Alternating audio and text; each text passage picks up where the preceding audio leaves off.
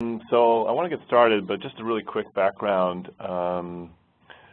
Working for SolutionsIQ, I've got 24 years in the industry, all technology related. Started off with a large company, Electronic Data Systems, many years ago. I've been in a couple different startups. I've worked at Microsoft. I've worked at a lot of variety of different companies. One of my passions is actually sharing my journey with seeing a lot of different programs, a lot of different software development, a lot of different product development, and helping teams that are looking at a lean-based approach towards delivering technology solutions and sharing my experiences around those. And so that's what this is about today. It'll be a high-level overview, so for some of you that are familiar with it, I just ask you to bear with me and ask questions. And my goal for this is to tie the lean thinking behind Agile software development and Agile delivery, given that the state of Washington, which I think is awesome, by the way, is looking at lean from a program and a process and a delivery model, and the lean thinking behind delivering products and services. So that's my goal today. So we're going to go through, what is Agile, tie in the lean thinking behind Agile, why you might consider it, and some of the high-level impact associated with transitioning to and delivering within an Agile model. Okay, so what is it? If you are used to technology platforms and how I started off in the industry, if you look at it from a big batch model, which is how I would define a waterfall model or a big phased approach model, that's kind of where I started off in my career in the industry, and a lot of people still are familiar with or still use a rather large batch model. And we kind of think about systems and product delivery and systems delivery in these larger portions or larger chunks. And that's what's represented here. And a lot of times when I'm working with teams, we kind of focus on the layers associated with it. If I have to build out an experience layer, a services layer, and an information architecture or a data layer, we in the past have chunked that all up together and went through phases of requirements to design, to maybe building out a portion of that design, to doing all the coding, and then doing all the testing, and then delivering this one large chunk. So startup companies don't behave that way. They can't afford to.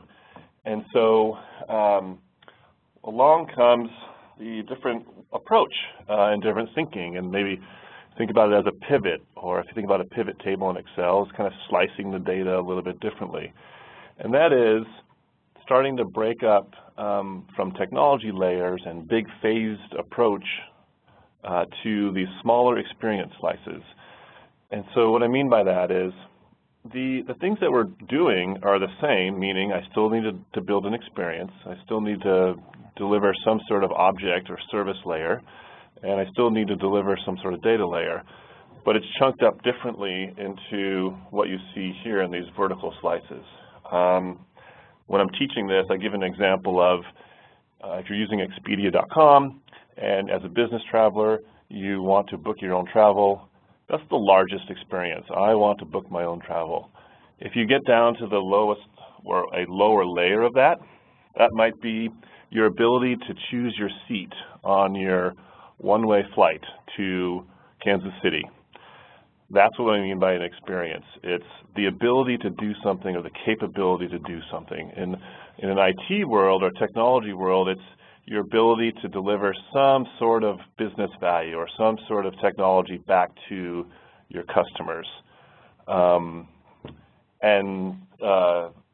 The difference here is seen in the picture of I'm actually breaking that work up into these smaller experiences and then delivering those. And that's how I start managing my progress, looking at these smaller batches based on the business value, based on how people actually communicate how they want something from a user experience or a capability point of view. So big batch to small batch. That's what Agile is really about. So let me show you a different picture of how that might look. And so I mentioned this earlier. It's that transition to activity focus, all these chunks, all this designing, all this building, all this testing, into when I'm delivering that smaller experience, I'm still doing a design, I'm still doing a build, I'm still doing a test. Depending on the effort that you're delivering, you may do a little bit of upfront road mapping to understand how does my overall architecture fit within the solution that I'm delivering. When I was at a startup, that literally was on the whiteboard. We architected the entire product on the whiteboard, didn't use a single page of documentation to design it. It's multi-million-dollar software. It's still being used to this day.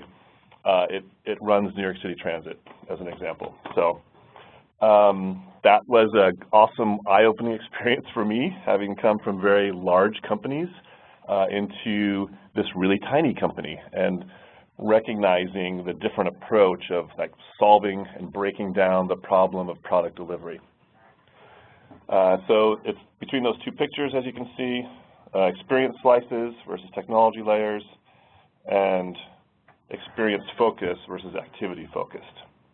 That's the major difference. That's what really Agile is about. Okay. So what I want to do here is start combining the two. Since the state is actually on their lean journey, there's actually a lot of lean thinking behind agility. In the early days, the authors didn't really write about that or didn't understand it, or if they understood it, they didn't really communicate it that way. But the lean principles behind it of visibility, managing work in process, and creating flow all are built into the Agile frameworks that exist today. So I'm going to talk about that. In the transformation of the flow of work, when our customers or our business customers, IT customers, are defining some sort of transition or some sort of value or some sort of mandate that's coming down, they're defining their version of value. This is what we need in order to meet some sort of requirement or some sort of regulation. I used to work at Premier Blue Cross, and they have their own lean journey. And so in the IT systems there, that was the business driving the definition of that value. The second part of that is creating visibility around that value. In an Agile world, we focus away from large requirements documents to recognizing, yes, we have to know the requirements. But what we're going to do there is we're going to make those visible from a experience or a capability point of view, as I mentioned earlier in those earlier slides. We really want to manage the work in process. And later, in a later slide, I'm going to pull all this together so you can actually see how this circle works. And so I want to define it now, and I'll show you what that looks like. So we'll manage our work in process.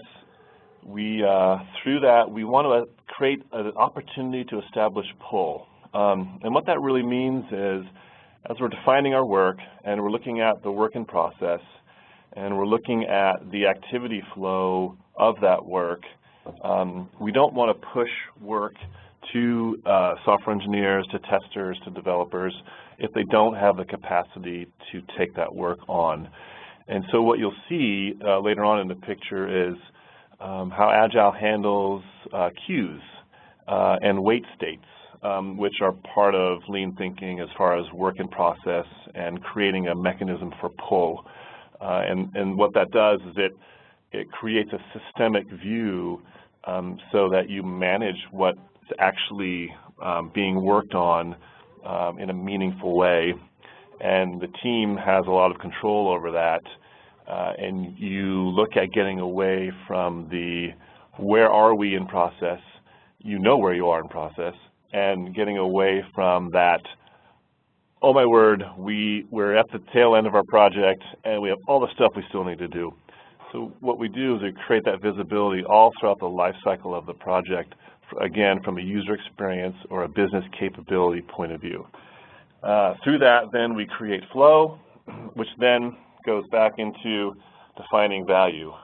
So where that circle continues is when we're building software or building solutions or implementing a technology platform, is we discover things along the way.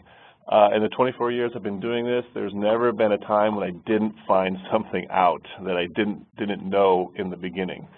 And so what that means is creating a system and a process and a delivery model that allows for that discovery and gets very real and says discovery is going to happen, so why don't we manage it? Why don't we account for it? And that's where this circle really comes in. Then the next question around that is when you do discover something and you still want to hold to a date to release, what do we do about it? And what's the priority of the things that we said we wanted to accomplish? And if we have a lower priority item and the thing that we discovered is more important, well, maybe we just don't do that lower priority item, or we push the date out, or we try to get more resources. But I would hope that all the people on the phone would know that getting more resources in general slows us down, right? So we're creating visibility around all the different options around understanding something new that comes in as we're actually delivering products and delivering services and delivering technologies. It's the one reason that I love the framework. It allows me to mitigate risks every step of the way. Okay, so next. This is following that model, that last picture. This is a picture actually of a Scrum team. And what I did here was put the lean thinking behind it. And that is the PDCA cycle, so plan, do, check, act. So in a Scrum model, in an Agile model, we do multi-layers of planning depending on how big something is. When I was in many product teams, we have a release schedule. So sometimes that release schedule is 3 months, 6 months, 9 months. If you looked at Microsoft Windows in the past, for instance, that was a 3-year release cycle. They have since looking at getting that down to a 1-year release cycle. And so that's the planning phase. So there's what's the overall release look like? And then what in an Agile world we do is look at breaking that large release problem, let's say 9 months, down into smaller chunks. It's like, okay, well, here's the 9-month roadmap of all the things we need to do to deliver to market or implement this system to how are we going to increment that in 2 or 3 or 4 week cycles? And that's what we're seeing here is that little increment of, okay, this is the next feature or the next capability that the business needs. And so we're going to plan for that in this, let's just call it a 2-week cycle. And we're going to deliver that small chunk, that small experience. Earlier I gave you an example of maybe that orange block right here that he's holding is I want the ability to pick my seat on the plane. So a few of those may fit in for the cycle, for that 2-week cycle. And then we're going to iterate every single day within that cycle of work. We're going to work as a team to break that work down into the smaller tasks, and then start implementing that and testing that and getting validation on that in very small cycles. We're going to meet every day. If you think about this from a where are we progress point of view, it's in Agile terms we call that a stand-up. It's a really short meeting of what's the focus we have today. If we plan for a 9-month focus and we plan for a 2-week iteration focus, this is our daily execution and our daily planning. So in an Agile world, we never stop planning, essentially. As we are starting to react to things that we're learning, we're talking about those things every single day and coming up with the plan of action for today. And that's how we monitor the release, that's how we monitor the increment of delivery, and that's how we monitor what's happening every day. And so we do that as a team. We're planning together as a team, we're breaking work down as a team, and we're executing as a team. And finally, at the end of that, let's say 2-week cycle, we're doing a validation. We are working with our business stakeholders, our product owners, to understand what did we just deliver. Let's validate that. This is where sometimes, especially in product owners, product management and product life cycles, or even when we're implementing systems, we sometimes get into, oh, now that I see it, I would like it to do this. Or, oh, I wasn't expecting it to behave quite that way. Can we change it? And so then we go back into the planning cycle. And that new change request, we ask, okay, well, if we still want to hit the September date, which one of these lower items are we going to pull out of scope in order to meet that date? If this new change is that important to you or to us, then what is least important to us? And so you manage the risks and you manage the life cycle of the implementation or the product delivery every day and in this example, every 2-week increment. And so that's what we're acting upon. We're acting upon that visibility of we just delivered an increment of business value. What do we want to do about it? Are we happy about it? Okay, so let me go on to the next. So what I want to do is kind of put this whole picture together. The last few slides that I've been talking about, I want to bring this into the bigger picture. So what you see before me is think of this as a timeline. And in a Scrum world, we call them sprints. In a XP world, an extreme programming world, they were known as iterations, or just think of them as an increment. And in this example, it's a 2-week increment within let's say a 9-month project or a 9-month program.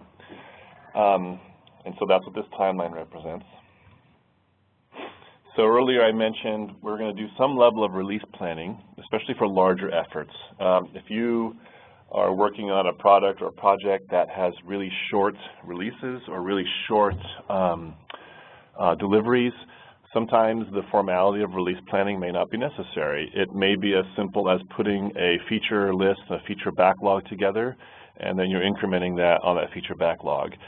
If you have coordinated programs or especially in some of the environments that I now consult in, if it's more complex and I've got, in this example, 17 or 20 feature crews or 20 project teams working on this one program, then I need some more discipline around release planning. I'm definitely going to do release planning because there's a coordination effort among those, let's say, 20 feature teams. So release planning is a tool that is used as you need it. A lot of times it is used for those larger efforts. However, I've worked with companies and teams that their projects are like 1 month to 3 months in duration, and depending on the complexity, they may or may not do release planning. They may have just simply, as you see here, a backlog of these are the most important features to work on. So once the release planning is done, then that's where we'll go into sprint planning or iteration planning. And what we're doing there is looking at that, let's say, again, that's 2 weeks for the sprint. We're looking at the 2-week increment of that overall 9-month release plan. And looking at the priority, the animation showed, okay, we have the top 3 stories or features or deliverables, whatever you want to call them. In an Agile world, in the Scrum world, we call them user stories. And these are stories that are, again, the example I gave you was I would like to be able to pick my seat on my plane.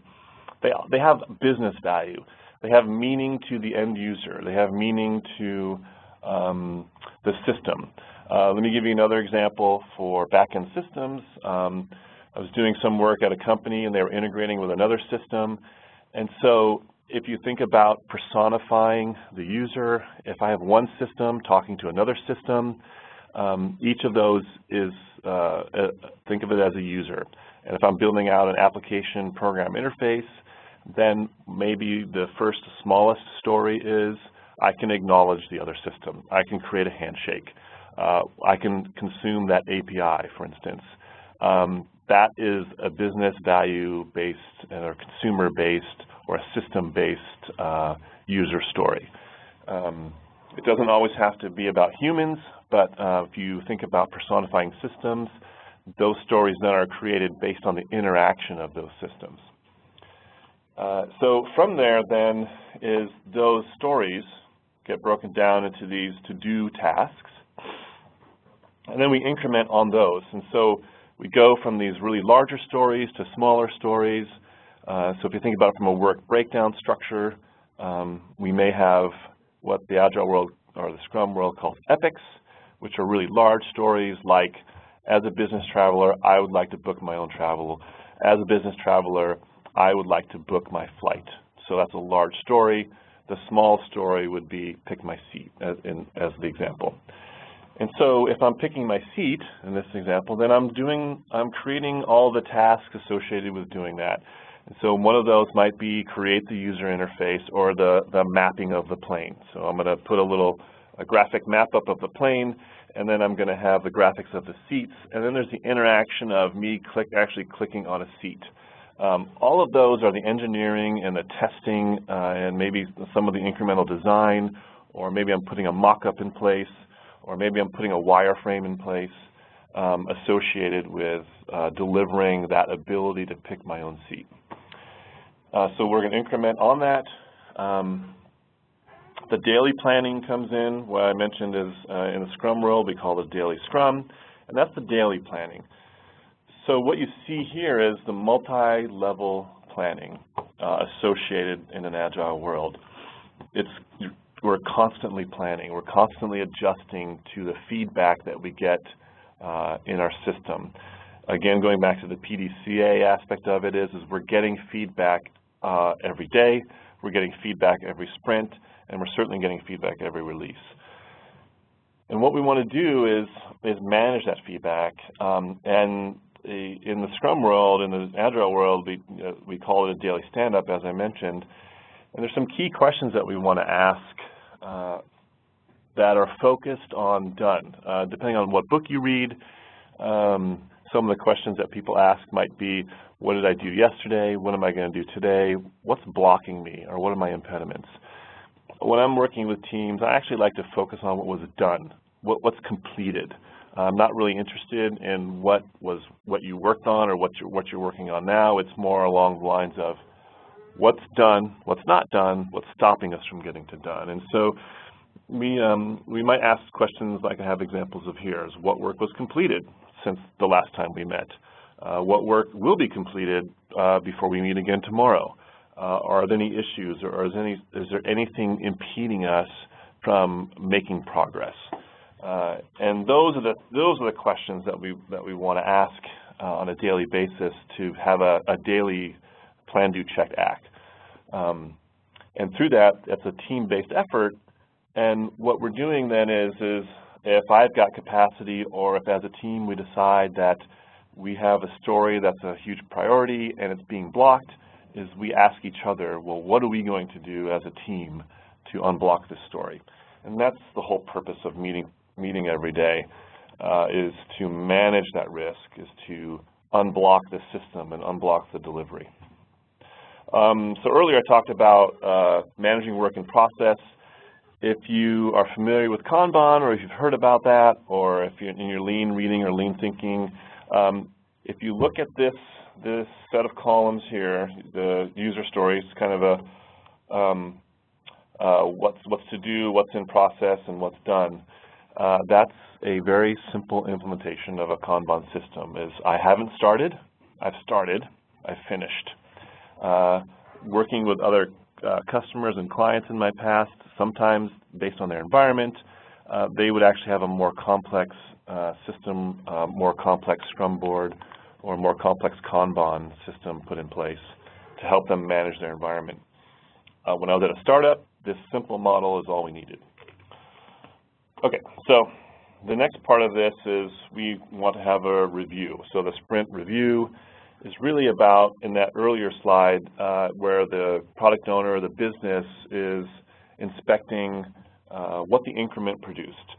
I encourage teams to not wait to the end of that increment, to not wait to the end of that sprint. If you have a story that's actually completed in the middle of your sprint, then show it now. The review is a formal process of not only the immediate stakeholder, but any other business stakeholders that come along to show the value associated with what we've delivered. And that's what is shown here. The last thing that we're going to do here is we're going to retrospect the overall system. So if the sprint review shows the value, business value we're delivering, we also want to ask our team, this is the inspect and adapt aspect of an Agile process, of how is the system of delivery working for us? What would we want to do differently? What would we want to keep? What would we want to change? What would we want to stop doing that's not making sense? So if you're familiar with Lean and Kaizen, think of this as a mini Kaizen of let's inspect the process and let's adjust it based on the environment and based on what we're seeing in our delivery model. And that's the questions we ask. Okay, so let me move on. I know we're coming up on the half hour. That shows the second sprint being delivered and repeating that process over and over. So this is the retrospective is at the end of each cycle, the reviews at the end of each cycle, daily scrum obviously, sprint planning at the beginning of the cycle, release planning at the very beginning of the release cycle. All along we're looking at adjusting how is the delivery, let's say these 2-week increments, what is the impact to the release based on what we know today, based on what we know in this increment of release. Okay, so I'm going to go through these a little bit quicker. That was the what behind Agile, and so here's the why. So if I go through and we look at, we've got a planning phase, a coding phase, a stabilization phase for delivering products and services, and I'm looking at my iron triangle, so to speak, my resource, my scope, my quality, and the word intent here is used intentionally, what my desire for quality is. Ideally, I build quality in. That doesn't always happen in the big batch model. And typically, if you've been in this scenario before, you might have a fixed cost, a fixed scope, and a fixed quality, which I always find very fascinating to deliver products against. And in reality, what happens is, because we want to keep to a certain date, I've seen this time and time again, the quality bar or my intention for quality goes down. It's like, oh, I'm going to skip testing, or I don't need to do as much testing, or I don't need to do as much validation. And then eventually what happens is, as we get to more of a stabilization period, and we are adjusting to, oh my gosh, we didn't know the progress of all of our experiences, and so we have to minimize our scope, and we try to increase our resources. And where we end up is a lot of people, less scope, and way less quality than what we originally intended. That's kind of the world I was used to, and that just keeps going. So what really ends up happening is we end up having variable cost, variable scope, and variable quality. So what Agile does is it comes along and says, well, no, let's stop doing that, and let's actually start managing that, creating visibility. So what we're seeing in here is the difference between and again, the map may show down the bottom Agile development and traditional development. From a lean world, lean perspective, lean thinking, it's big batch, small batch. And what's the ideal smallest batch? I mean, ideally it's a batch size of 1. And what we're doing here is saying, okay, well, somewhere in the middle between 1 and too many is what we're looking at in an Agile world. Of small batches, minimized risk, they create greater visibility, they create the ability to adapt, they show business value much sooner, and they actually mitigate your risk much sooner. Again, it goes back to that plan, do, check, act cycle of inspect and adapt all along the way. The smaller batches allow all of these things to happen. And that's where the Agile world came along and said, wow, there's really something to this small batch, cycle delivery, and frequent inspection. And again, startups naturally do this because they have to. Okay. The other part about this, why small batches, is we don't know what we don't know. And I always find it fascinating when someone asks me for an estimate at the very beginning of a one-year project. And there are techniques, I'm not going to go into that here, using wideband Delphi approaches to get to better estimates based on a team thinking. However, as anyone that has experience in the industry recognizes, is that I've never been on a project that was right, meaning we knew everything up front, and we knew exactly what the size of these things were from the very beginning, and we knew exactly how long it was going to take. We could get a pretty good idea, and that, again, that's where Agile development comes along and says, no, this is reality, so let's actually manage reality and have frequent inspect and adapt cycles and allow for some flexibility within the system. Not to say that you can't leverage ideas of getting a feasibility study in place and have certain go, no-go decisions. I certainly work in environments that do that. And then once they get into a final go decision of execution, then they're looking at more of the incremental business value delivery. But up until that point, they may have a process in place to manage and whittle down their work in process from a portfolio point of view. And so that's where Agile development comes along and says, okay, well, let's create these release plans, these iteration plans, and our daily plan, and always know where we are in process and manage our risk and manage the delivery of our scope. Okay. So the impact behind that, this will be the last couple slides here. In fact, I think this is the last one, is through the frequent inspect and adapt cycles, through the frequent plan, do, check, act cycles that are built into Scrum, are built into Agility, we focus on what we can do. We really focus on the lean thinking behind it, building quality into the process versus inspecting it at the end. That's one of the key focuses, and there are some challenges with that from teams that transition, but it's helping them understand that, you know, breaking work down into really small pieces allows you to build the quality in and build up your technical practices and your quality practices. We focus on the technical excellence, and we really focus on finishing, is getting to done. It's a huge thing. The team results associated with that are the sustainable development. We know our work in process. We're making decisions based on reality. We're making decisions based on the things that we're seeing and inspecting and adapting to. We're creating continuous improvement by inspecting our cycle of delivery.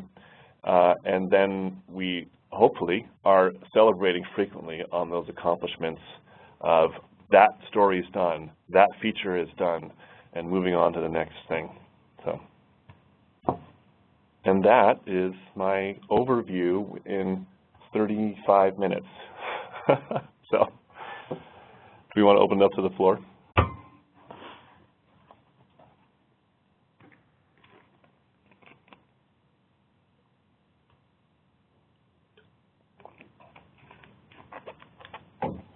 So, hi, this is Justin here. I wasn't sure if Ben was still on the line or not. Okay. So everybody, we have there's a chat window here. You can submit questions either in the public channel or directly to myself, Justin Burns, Angela, or Ben, and we can field them that way, or raise your hand via the interface, and we will call on you.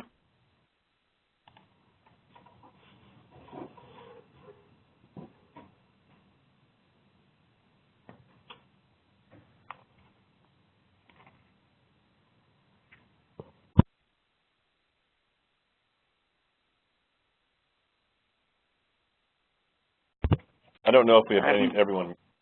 Sorry, go ahead. Oh, I was just going to say, I'm watching for hands here. I haven't seen any. Here we go. We've got a question coming in. Question okay. I think is asked at every webinar. Is the slide deck available for download?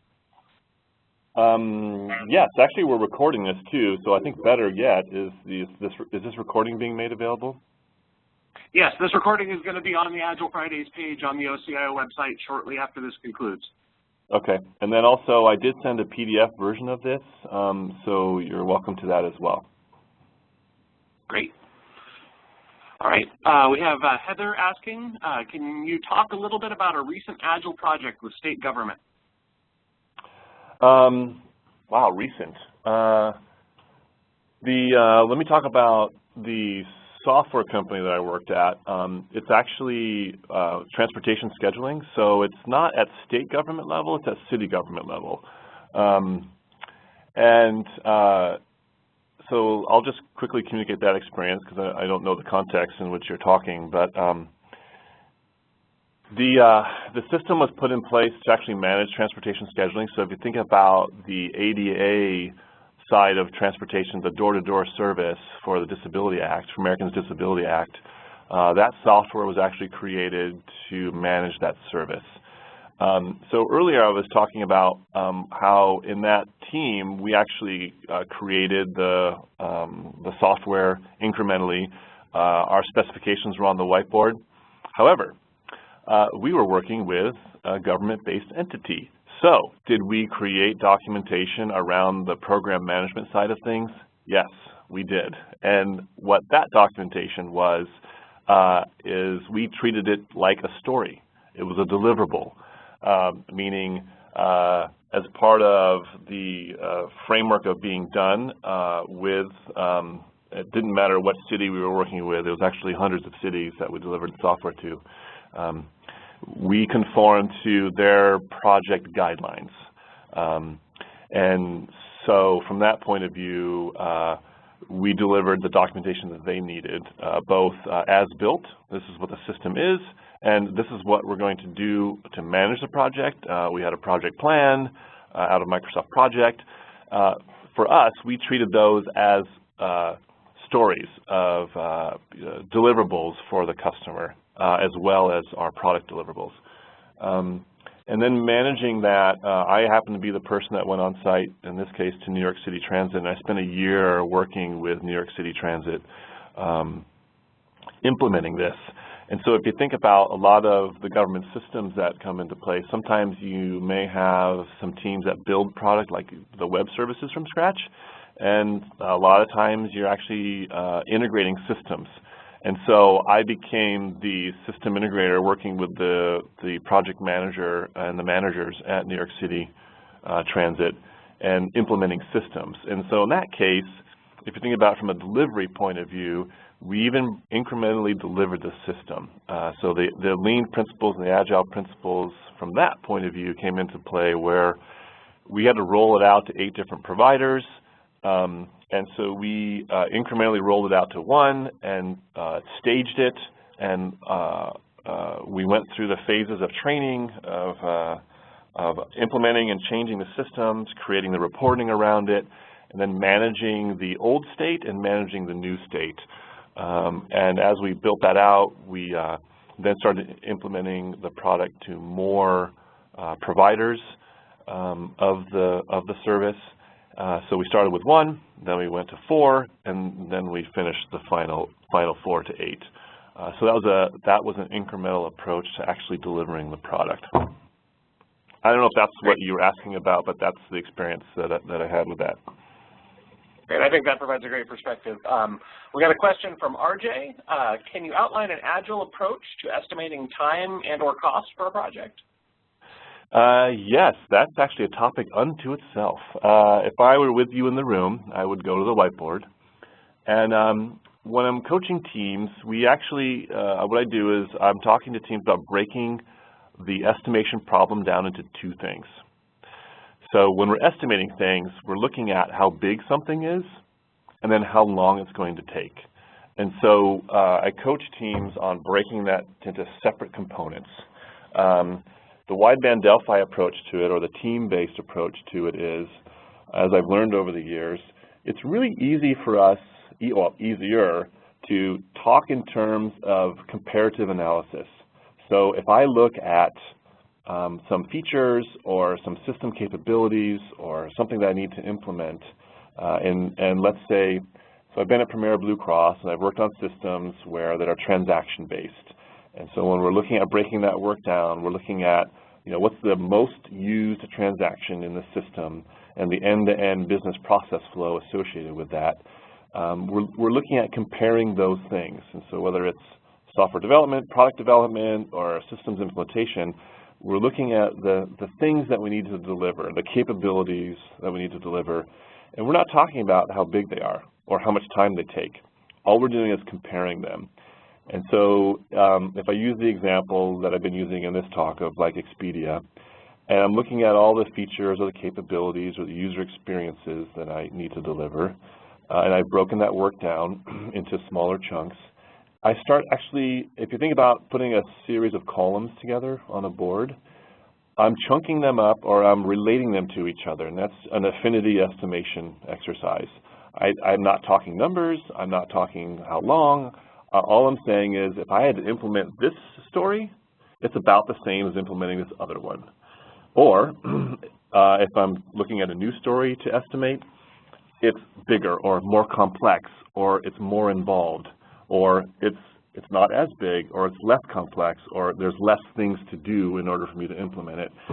And so what happens when you start doing that comparative affinity, you naturally come up with these columns of like stories. So that's the first part, is compare them to each other. The next part is, for simplicity's sakes, we use a Fibonacci sequence. And so let's say the middle column, we just call it an 8. And to the left of that is a 5, a 3, a 2, and a 1. To the right of that is a 13, a 21, and a 35. What that does is it gives us a basis to start measuring. So the final phase is then in any 2-week or 3-week or 4-week, I like to use 2-week increments. Then we start talking about, well, how many stories, how many things can we actually fit as a team within that 2-week increment? The time span of 2 weeks is much easier to estimate what we can do and what we can't do. And so, I forgot to turn alerts off. From there, then I look at chunking up 2-week increments with the team, and that's when I start deriving time. So what I've done there, let me summarize this, is that we've broken the estimation problem down into how big something is through a comparative analysis, what's like, what's not like, and then we've estimated how fast we think we can go as a team to deliver those chunks. So without a whiteboard, I hope that makes sense. That was great, thank you. All right, I've got 2 questions here that seem really closely related, so you might be able to answer them in one go. Kate Kroller asks, what approach do you recommend for transitioning from a traditional project organization to one that uses Agile? And Cynthia asks, what are the biggest challenges to getting started? How do you get team buy-in? Okay, well, I happen to be at a customer right now where I'm doing those things as I am, well, I'm talking with you right now, but the reason I'm here is I'm doing those activities.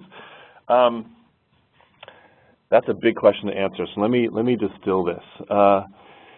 Here's the interesting thing, right? It's always people.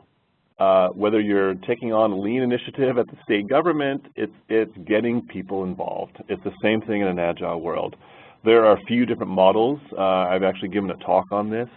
Okay, so I've got an Agile framework or a Scrum framework, but what are the people change frameworks? So there's a couple of them. There's the Cotter process, the Cotter process for change. There's an ADKAR model. There's a couple of different models that I've used in the past to actually start changing the organizational culture and structure and thinking. A quick story around that is I like starting with pilot teams. One, it's getting a leader that's in place that says, we want to try this. And we're going to try this with a particular project and a particular project team or project teams. And that's how you start building out that change and creating a moniker for change. But it always starts with the people and the interest, both at the team level and at the leadership level. Did I answer both those questions? Well, the other one was, what was the second question? What approach do you recommend for transitioning was the first one, and then the second was what are the biggest challenges and how do you get buy-in? Okay, yeah. So the approach I recommend is, again, a pilot-based approach. The buy-in part is creating that message, and I showed you some of the slides here of why change. And the work I'm doing now is we literally have a why change and the reasons for change board associated with the customer here. And then we also have we call it a coaching backlog, and it's the activities to make that change happen. So first we identify them, and then we make them happen. But to be honest, we get invited because there is someone that has experienced so much pain with delivery of products and systems that they don't want to experience that pain anymore. And so we come in and help them not experience the pain anymore. That's usually where change starts, is someone's just fed up.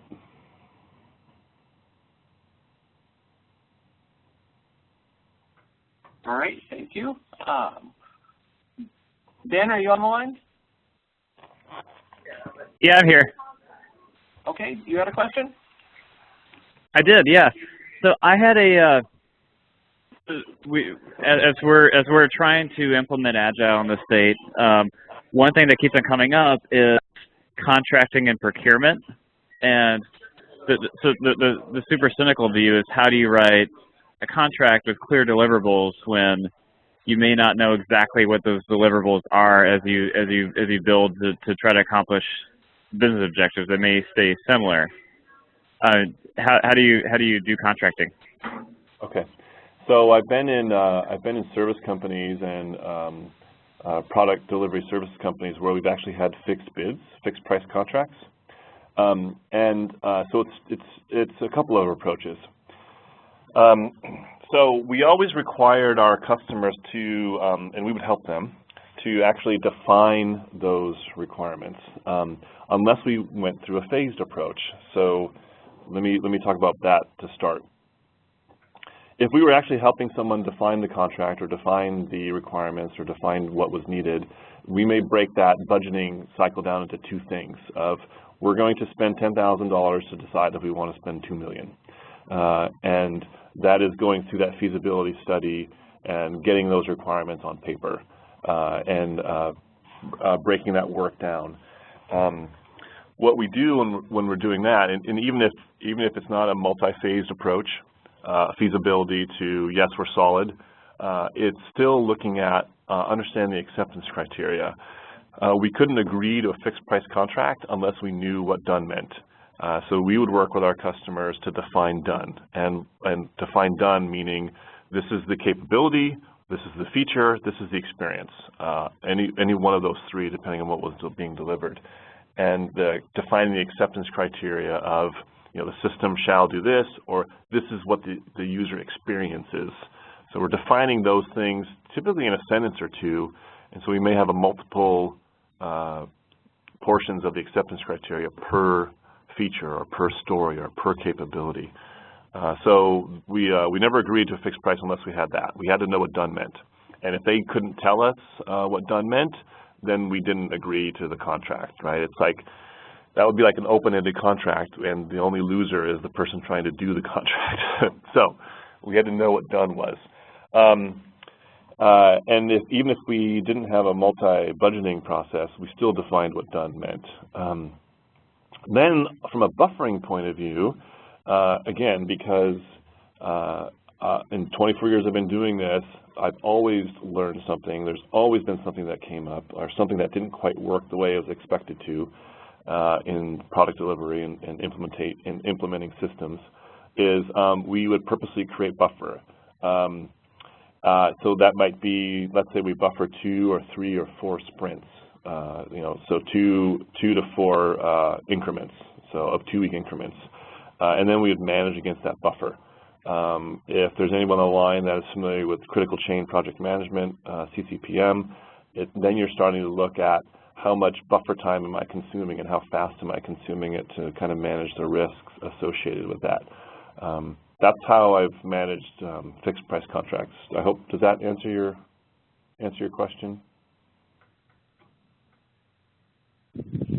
Yeah, that provides some clarification. It's kind of it's a special issue for the state, yeah. Just because we have to be very deliberate about what we buy.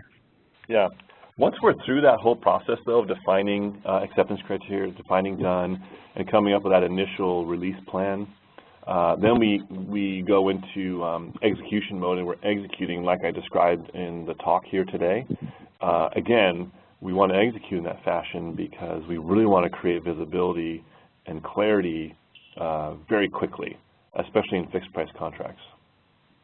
Mm-hmm. Great, thank you.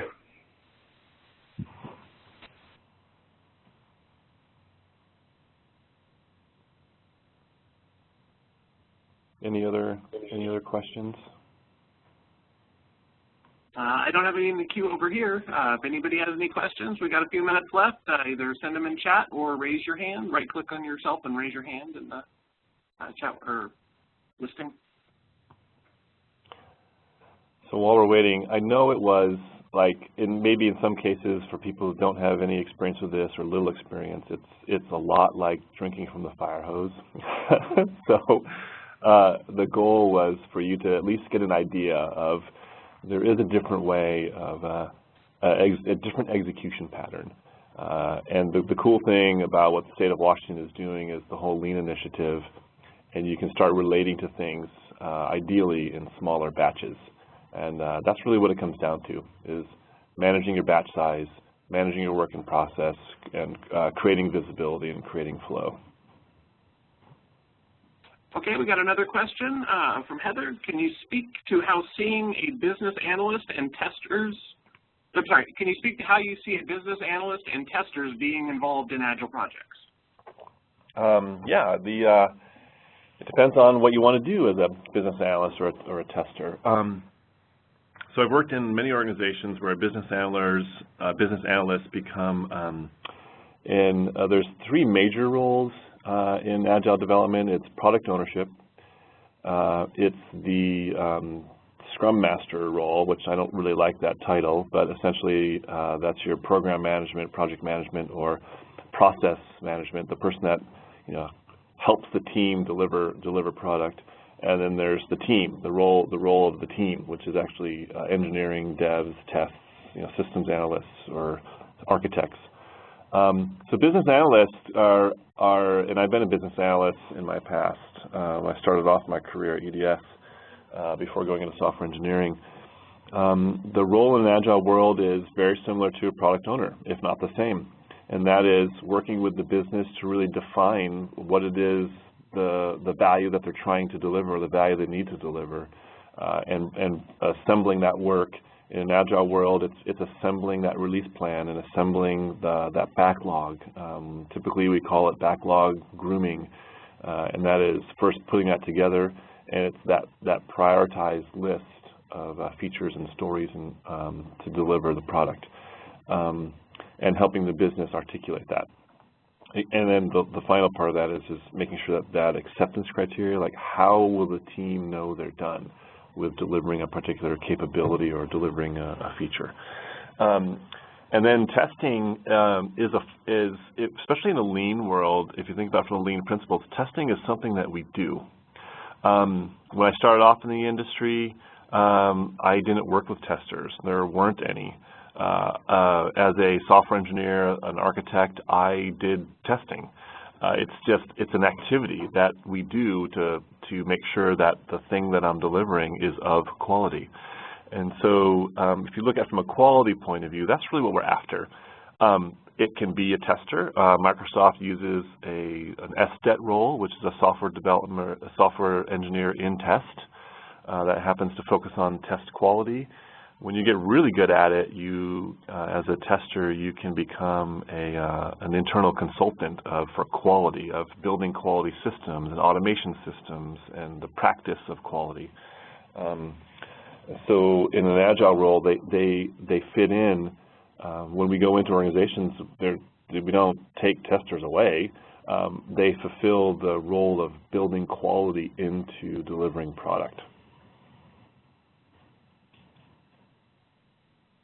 Okay, we've probably got time for one or two more questions here. I've got one from Chuck.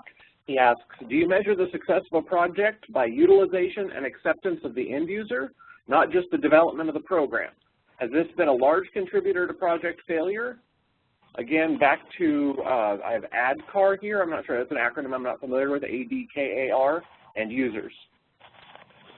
Yes, so if I understand the question correctly, we measure progress and we measure success by the delivery of the capabilities that are defined in the product backlog. And so if we have a major product backlog, which then is defined by releases or multiple releases, which then is defined by multiple iterations, success comes from the delivery of those features, those stories, those epics. And so we're tracking progress on getting those things done, those stories done, those capabilities delivered incrementally, because each of those stories represents an increment of business value, and so that's how we're measuring success. And so if you think about it from a tracking point of view, we're actually tracking the delivery of stories, and then managing, where are we in the release, and are we in jeopardy of missing the release date?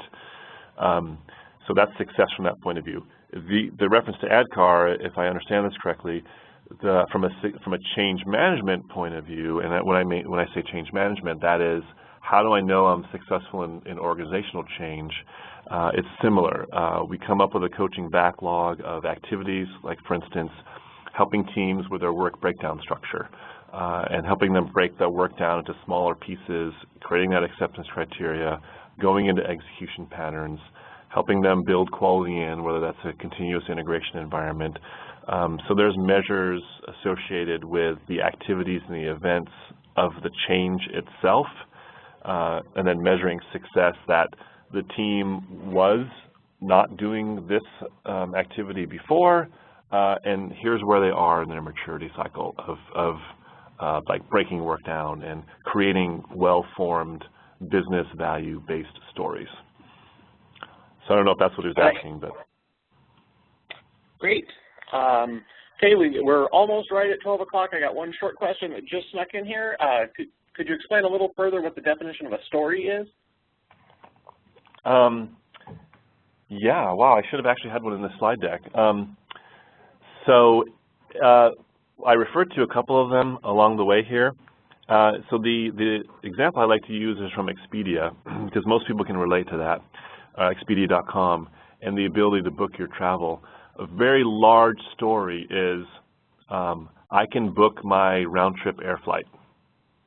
So that describes an experience that you as a business traveler would like to achieve, and that Expedia.com or many other sites have actually delivered. You can go online, and if you think about that experience of booking your travel, let's say you use Expedia.com, and all of the interaction flows and the different screens that you go to, each of those interactive screens, or the flow of actually booking your flight, each step within that process of booking your flight is a candidate for a story. One of the smallest stories, which is where we take teams, is break work down to really small but still valuable and tangible experiences, is the ability to pick my seat, right? So when Expedia.com first started, that I don't remember, but I don't think that capability existed. And as the maturity and the availability of those systems became available, that was a story that was added to the capability of an end user being able to perform. So if you think about that experience of a little airplane seat map coming up, the fact that you click on a seat and you reserve it, that's a story. Does that make sense? Yeah, thank you very much. All right, well, we are out of time. Thank you so much for giving the presentation, Philip. Everyone, we will be sending you an email shortly that will have links to the slide deck, recording of this webinar, and also information about the next one. So stay tuned. Thank you so much. Thanks everyone for joining us.